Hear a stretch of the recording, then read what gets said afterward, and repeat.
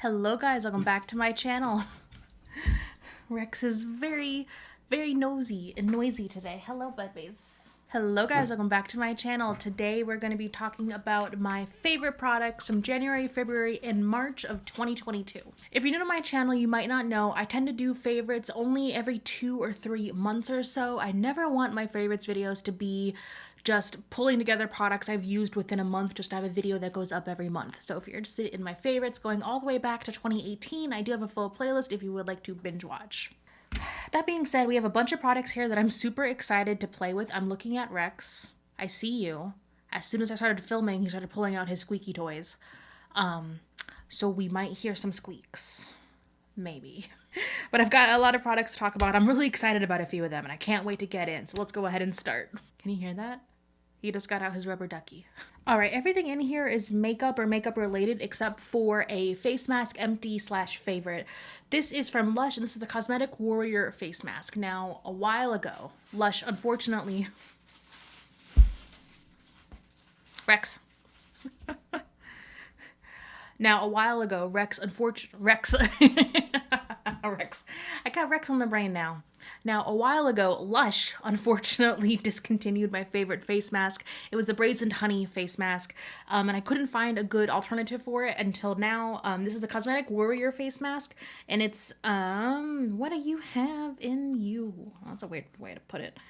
I don't know. It doesn't say it on the... Oh, garlic, tea tree, and kaolin are the main ingredients here.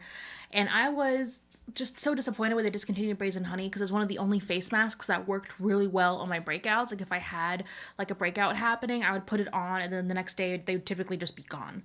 This one doesn't work as well, but it's close enough. Like I like the scent of this. I like the way that it feels on my skin. It gives me a little bit more of an exfoliating kind of scrub than Brazen Honey did.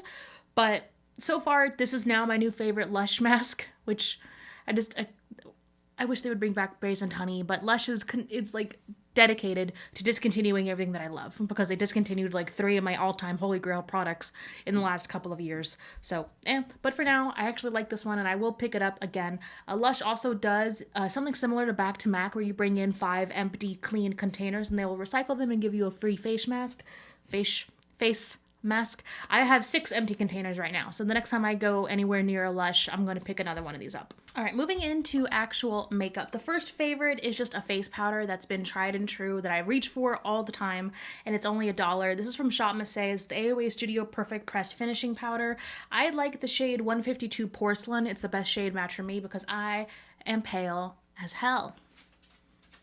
Hello, Casper. I hit pan in this. I can sometimes go through these pretty quickly depending on how often I do my makeup, but it's $1. Like, it's a really great product. I have like an entire section of my powder drawer full of just these powders.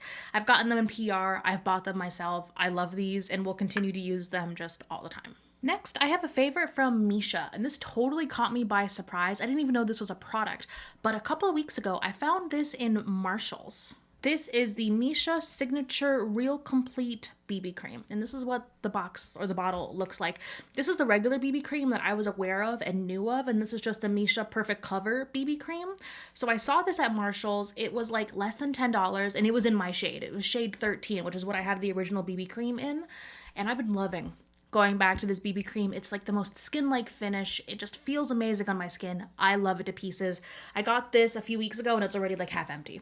So I saw this and I jumped on it. And this is just slightly better than the original BB cream. And I don't know exactly what it is. The packaging is stunning. And it is just about the same shade as this one. So I did get the shade 13. I think this also doesn't smell. Like this one kind of smells like old lady perfume, kind of like a grandma. This one, I don't think it smells. I don't get that same kind of scent with this one. So that's already kind of a plus for this one. The downside is that I've never seen this before. So I don't know if I'll ever be able to buy it again or if I can recommend it to you. So I have to do some research and see if this is available for purchase. I don't know if this is an older product. I don't know if this is a new product. Who knows? But I was so surprised and shocked, and I love this. So these two have been my favorites recently, but this one just blew my socks off. It's everything that this is and a little bit more, just slightly a bit more. And I love the packaging. It's so cute. Next, we have a product from Tom Ford that I got in PR through Influencer, though since getting it in PR, I have bought another one. So I've actually bought one with my own money. The price, I think I bought it during the last Sephora sale. But these are the Tom Ford duos. You have a cream shadow on the bottom, and then you have a powder shadow on top. And these are just an awesome, quick, throw something on and look like you spent 30 minutes on your eye makeup. It's amazing. I love it. And I love the packaging too. It's compact. It's great. It's white, but it doesn't stain. Like it's worked really well for me. And this has not dried out on me yet. And I've had this for quite a bit at this point, at least a year. Yeah, at least a year on this one. But I've been using this shade in particular with my Pan That palette. So I had a couple of shades in my Pan That palette that matched this like perfectly. So I was using the cream shadow as kind of just like an eye base, and I was going in with the shades from my Pan That palette, and I just got the most beautiful, like, what's like a nice, not mauve. It was like a rose gold. It was a rose gold look. That's what I was getting. And it looked pretty. It was perfect for work. It came together in like less than 5 minutes. And I've been going back to this like over the last few weeks, if not months, just going back to this because it's so easy. I can use my Pan That palette and it looks amazing. So, favorite.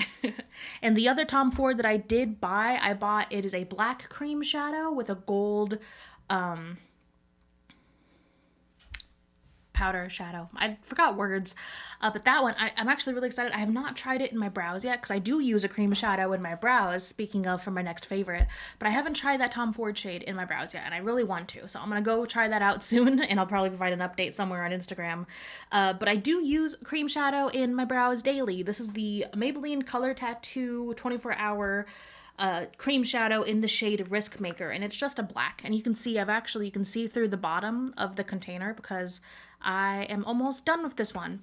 I've used, I think, at least 2 full size of these just as a brow pomade, and it works really well. It's the exact shade I was looking for because I don't know why, but in a lot of makeup companies, whenever they come out with a black shade, it tends to be like a really warm black or a really dark brown.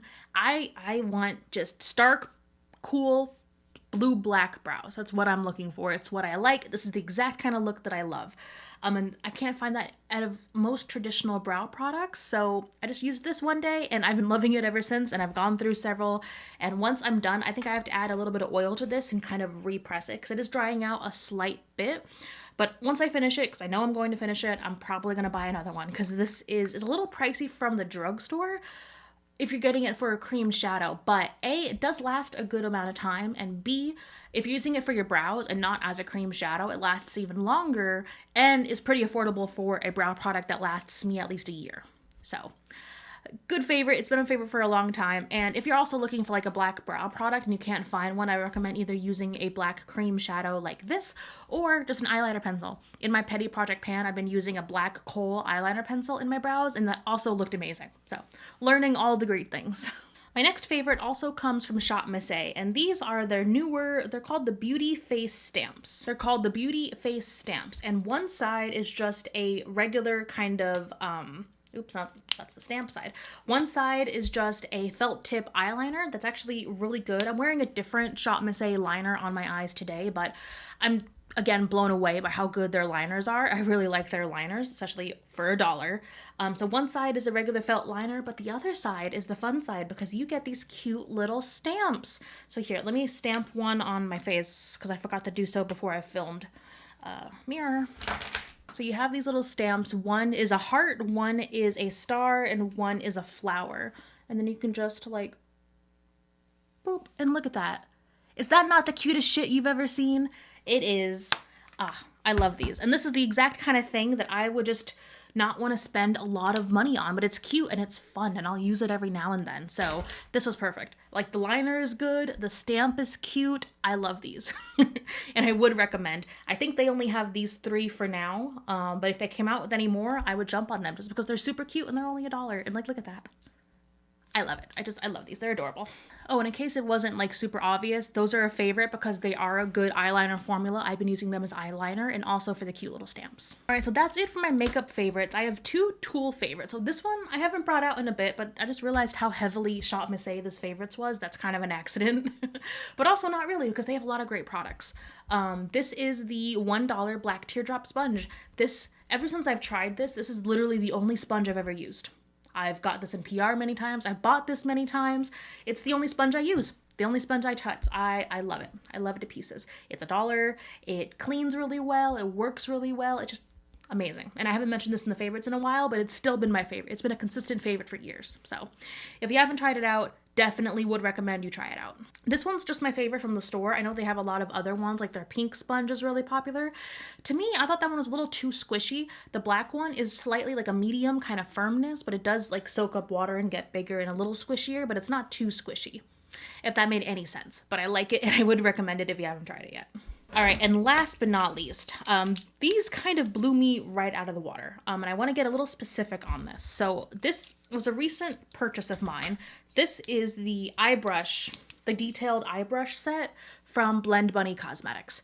Now, I saw a friend of mine here on YouTube post a review of a bunch of eyeshadow brushes. I'll throw the video up in the cards. And she mentioned how much she loved this brush set.